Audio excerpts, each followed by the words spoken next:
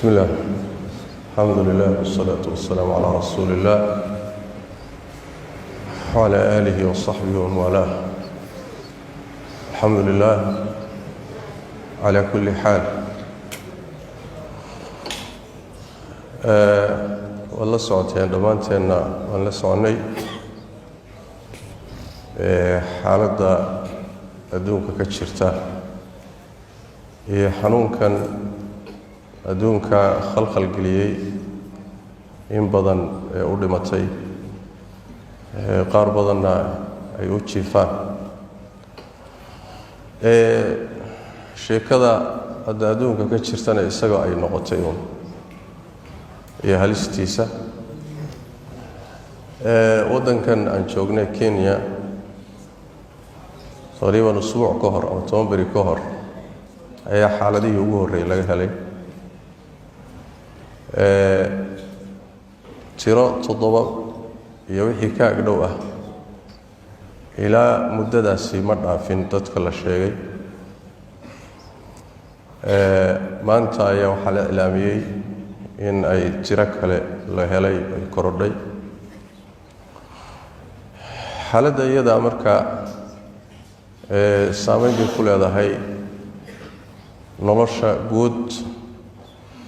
يجارهان كوبها عبادة صادق سنتين إلى لحبري كهر شنبري كهر هي مساجد غارك والله حري أنا كنا وحنا كده ذاليني إن المساجد الحرير وليس وين بلاد هاي مساجد الحرير تنقضة وحكى اللي فين لهلا مويه دور بريكوهر وأنا جي إمامية ده مساجد صدر مسجد سكاني أنتي لقى نقاشي علماء كوضة هلين وحال استوصي إن المساجد الحرير إلى أما الدولة أمر توصى صوصار توقو سابسن قوبها عبادة أما الظروف تعافي ماذا يوضنك أي وحسك بدلا وعليسك سوكر لكن أنك إننا إنت كهر لهن ومساجد أنا كدك دقن حريتان كود إلهي فضلك مدان كسو يرب مودني إلى شنبري صلاة الجمعة تكني شنبري بان جماعات تكنيني انت سوا وحوي دابا انت سور ريحني ووحوي بريشر با اسكا جيري عداديس دولدا ناشونال غفرمنتيغا هدا كهور قلبتا كهور كما سو بخين go'aan cad oo dhahaya goobaha cibaadada waa in la xiro sidaas daraadeed annaga waxaan ku tashanaynay maadaama goobihii caamka ahayd ay furan yihiin maqaayadihii suuqyadii gaadiidkii caamka ahaa meel walba ay furan tahay kaniisadihiina maanta ugu dambeysay ay isu yimaadeen dowladdiina ayna soo saarin warcad oo xiritaanka masaajid iyo goobaha cibaadada ah inaan ka hormarno degdegno annaga aan masaajidii sii xidhno arrintaasi waxay arrintan ka dagaalamayeen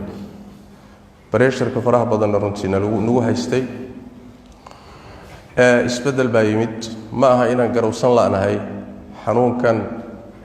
iyo dhibku caalamka ku hayo ma aha inaan macluumaadnaan la hayso oo la soconaa xanuunkan iyo khatartiisa iyo siduu u faafayo ee bini aadamka dhibku u geystay ma aha inaanan dadka caafimaadkooda iyo naftooda aanan danaynaynin sida dadka qaarkood u dhigayaan ma aha cid walba annaga ka danayn badan dadka caafimaadkooda iyo noloshooda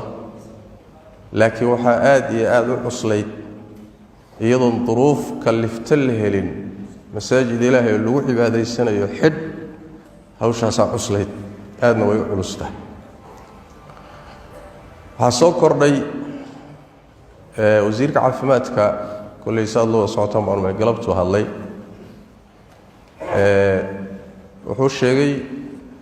xaaladuhu 7 ay ahaayeen maanta 8 xaala wadan ku soo korodhay 8 xaalana hay dad kale la sii xiriireen iyo waxyaalo badan baa jira ilaa dad badanna baadhis baa lagu hayaa buu sheegay inta macluumaad markuu ku bixiyey amar wuxuu ku bixiyey laazim ah oon khiyaar ka furayn in goobaha cibaadada la xidho gaar ahaan wuxuu af ku dhuftay masaajidda iyo kaniisadaha ma furnaan karaan amarkaas waa amar dowladeed waana awood aanan annaga khiyaar nooga furayn masaajidana ma sii furnaan karaan dowladda amarkeeda ha laga hortago oo ha lagu booqo oo ha la jebiyo oo ha la caaridana ma qabno laakiin keliya inaan mas-uuliyaddii eedda iska leexinno oo ilaahay hortiisa maalinta qiyaamada aan la dhihin idinkoo heli kara ama khiyaaraad kale jiraan maxaad masaajidka u xidheen arrintaasoo culus ayaa culayskeedu dhinac kale naga aaday sidaas daraaddeed ma lihin khiyaar kaloo noo furan ma jiro oon ka ahayn in masaajidka la xidho annaguna maana xidhine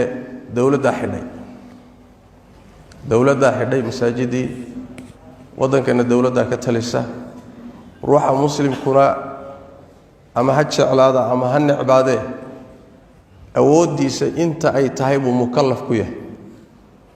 wax awooddaada ka baxsan ilaahay kuguma kallifin adigu ama jeclow ama necbow laakiin amarkan waa amar dowladeed waana in sidiisaas loo qaato waay annagoo taa ka duulayna markaa masaajidda waxaa xidhay dowladda national governmentigaa xidhay wasiirkaa ku dhawaaqay almuhim waxa weeye amarkaasaa jira sidaasayna u jiraan masaajidkuna laga bilaabo xilligan maalin ay tahay axad ah habeen isniin soo gashay masaajidku sidaasay dowladdu ku xidhay masaajidii waddanka ku taalay oo dhanna sidaasay ku xidhay kaniisadihii baa la mid ah goobihii caamkeen hadda ka hadlayay baa la mid ah hadda marka wax weeyaan warku saas ku cadiya intaa wixii ka dambeeya waxaan idin siinayaa talooyin yar guryaha lagu tukan guryaha marka lagu tukanayana waxaan rajaynayaa insha allahu tacaala ajirkii aan ka heli lahayn masaajidda salaadooda inaynu guryaha ku helayno insha allahu tacaala waxaa yeele nebigeenna waxaa ka sugan sal alla alay wasalam axaadiis badan oo tilmaamaysa haddii ruuxa muslimka cibaado uu lahaan jiray cibaadadiina ay u diiddo duruuf ka xoog badan caafimaad ama safar ama duruufta u diiddo nebigu wuxuu yidhi sal alla alay wasalam waxaa loo qorayaa ajirkii sidii isagoo sameeyey oo kale marka waxaan rajaynayaa in ilaahay agtiisa aan ka helno ajirka